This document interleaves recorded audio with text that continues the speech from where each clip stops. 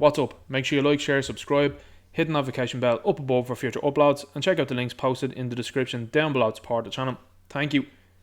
So here I have some news from IGN via THR, so I would say that this is very reliable considering the sources that are involved. You've got HBO Max's Green Lantern show is being redeveloped to focus on Jon Stewart. I think this is a good idea. Jon Stewart is a character that's a very popular character, and in particular is a character that I grew up with, specifically on the Justice League Unlimited TV show, where to me he was my first Green Lantern. I didn't know too much about Hal Jordan previously, and indeed his predecessor Alan Scott, so Jon Stewart is the Green Lantern to my generation. So I'm very excited to see this happen. This is a character that I've been long lobbying for to be in live action, because I think he's a very unique character with the fact that he's an architect and then he goes over and he serves in the military. He then becomes a Green Lantern and is one of the best Green Lanterns, and indeed was very prolific on the Justice League Unlimited TV series. A lot of people's favourite Green Lantern out there is Hal Jordan, some others is Kyle Rayner, Simon Baz, Jessica Cruz, whoever it might be, or indeed it might be an alien that might be our favourite Green Lantern. That's where I think this show could go, and indeed movies could go. This could be the Star Wars or Star Trek of DC. One problem that I have with this though is that Greg Berlanti is involved, or indeed Greg Berlanti Productions is involved with this show. Now you might remember him and the production team from the CW with the DC CW shows. They were decent for 2 seasons, and then after that they went off the rails. Woke casting decisions from the beginning, and then woke storylines from season 2 onwards derailed that universe, and we ended up then ultimately with Batwoman, bad episodes and seasons of Arrow, The Flash, Legends of Tomorrow, and Supergirl. These were all things that have turned fans firmly against some of these characters, which is sad to see, and I hope the same doesn't happen with Jon Stewart. And that is the one, I suppose, asterisk that I would have with this show, is that with Berlanti involved, he could very easily make Jon Stewart into a bitter character with a chip on his shoulder, which is not what we want to see. We want to see this character being an astute, intellectual character that is very much so interested in fighting for freedom, liberty and rights. That is something that this Green Lantern is about, and is something that is harkened back to in the comics and in the various different depictions that has been of this character in multimedia. When you realise and understand that Zack Snyder's Justice League involved Wayne T. Carr as Jon Stewart, and the previous leadership decided that not to be kept within the final product, along with allegedly Kilowog and Tom Ray, serious questions have to be asked about that, and I would like to see what Wayne T. Carr's performance was going to be like. You might know that the final scene where Martian Manhunter reveals himself to Bruce Wayne to be a bit of a jarring scene, and it is because that was the scene that was intended for Jon Stewart and the other Green Lanterns to reveal themselves. They were to come back from a mission out in space, which would set up future Green Lantern movies, even the Green Lantern Corps that was supposed to be set up there for after either Justice League 2 or beforehand, to let people know who they are and who's involved. There was talk about it being a buddy cop movie between Hal Jordan and Jon Stewart, which I think would have been perfect, and I would love to see Clayne Crawford from the Lethal Weapon TV series play Hal Jordan. I think he would nail it. When it goes to the casting of Jon Stewart, I'll be interested to see who they cast. Will Wayne T. Carr come back, and will he be the version of Green Lantern that they use as Jon Stewart throughout the DC universe? Or will they go with someone completely new? Now, if it was me, what I would do is I would look at the chaos that's going on over at Marvel, and I would start talking, if possible, to Mahershala Ali. I think he would be a fine Jon Stewart. I think he'd be an awesome Green Lantern, and I think at the age that he's at now, in and around his 40s, with the interest that he has in playing Blade and having it be a physical role, I think you could quite easily sell him on Jon Stewart. This would be the first live action depiction of Jon Stewart too, and that means an awful lot to a lot of actors out there, that they can craft the first appearance, particularly in live action. This is a character that is beloved amongst fans, and I've been lobbying for this character to be on the screen for a very long time.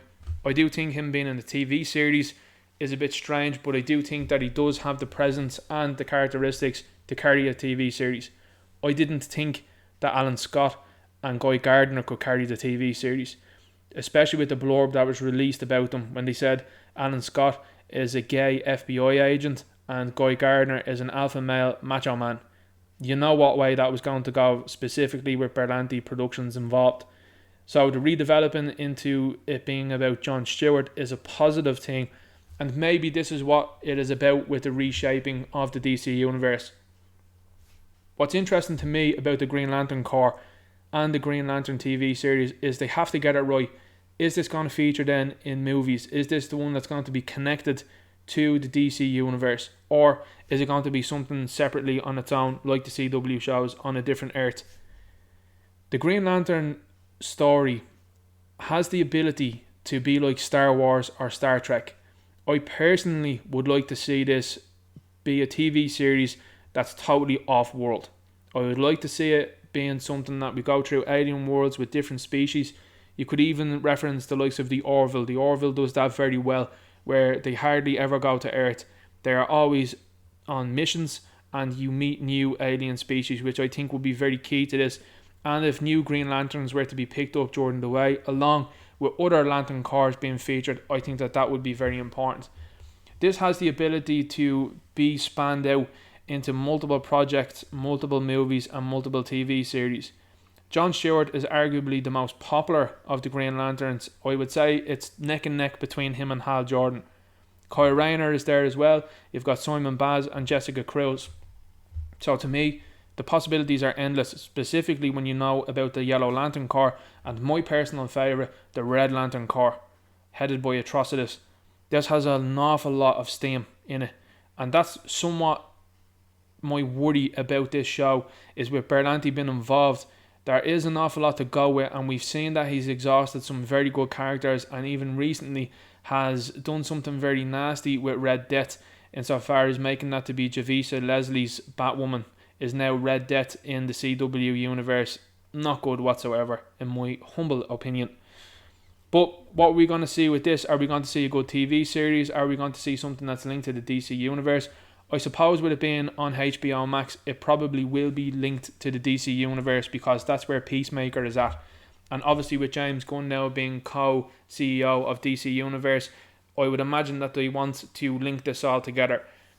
I think this has a very good prospect ahead of it, especially with being a popular Green Lantern. I think it's a good idea that they've either decided to completely remove Alan Scott or indeed reduce their roles, which I think would be the most sensible thing to do. From what I understand, the actors that were attached to those roles are no longer attached, which was Finn Wittrock, from what I understand, as Guy Gardner, and Alan Scott, I'm not sure if they found an actor for him. So this is in development now for a few years. I don't really understand why they can't get this Green Lantern TV series and movies off the ground.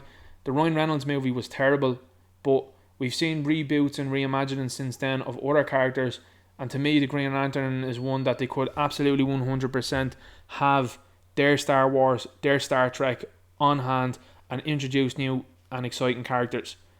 I think what was going to happen as well with Zack Snyder's original vision was they were going to utilise the Green Lanterns to explain about alien races that were out there, what Darkseid had done and what Apocalypse was all about. I think that's what they were going to do, and they would have been good exposition. To me, it's very interesting to see where it goes, but what's most interesting to me now is the casting decision. Do they go with Zack's choice of Wayne T. Carr? Because if they do, I think that says an awful lot about there possibly being more Snyder movies in the future and in the pipeline. But if they go with someone completely different, which I think they're going to start doing now, I think we're going to start seeing a revamping of the universe, and maybe canon being set for Snyder and then canon being set for this DC universe to be totally different.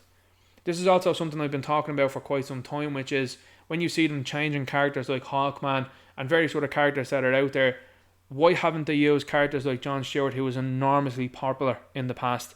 Why haven't they used Mr. Terrific, who was a character that fits this demographic, that fits this ethnicity that they're looking for? That to me makes sense, and give these characters their time to shine rather than changing other ones for nonsensical reasons. Why couldn't Jon Stewart have been in the JSA? Why couldn't Aldous Hodge have played him? He's already played him in Beware My Power, the Green Lantern movie. He voiced Jon Stewart in that movie. So to me, these are peculiar decisions that have been made when if you wanted a character with flight and weapons, you have that in John Stewart's Green Lantern, but you chose to change Hawkman instead. You know what I'm saying? Doesn't make sense whatsoever. So I'm excited about this.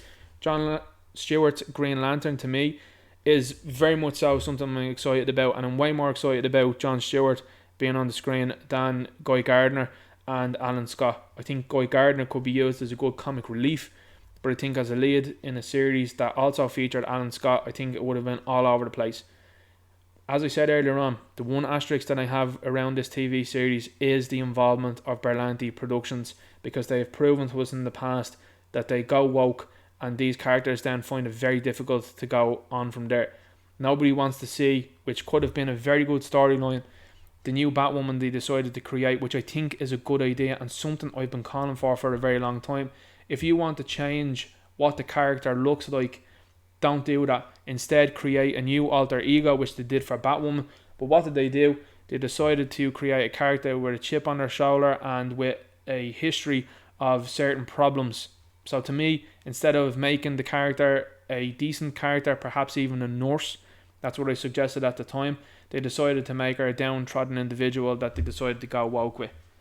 You know what I'm saying? Silly little story decisions that they decided to make instead of making good ones. John Stewart is one for sure that with that production company and with some of the people that are involved now to DC Universe, I do not trust James Gunn at all, especially with the way he pontificates about his politics online. It would definitely concern me when it comes to a character like John Stewart, specifically after serving in the military, and what they could do and say with his character. I hope they don't do that. I hope they give us a good product. I hope they give us a good show. I hope that it's for the fans. I hope that it has the fans in mind, and I hope that there's no BS that surrounds it.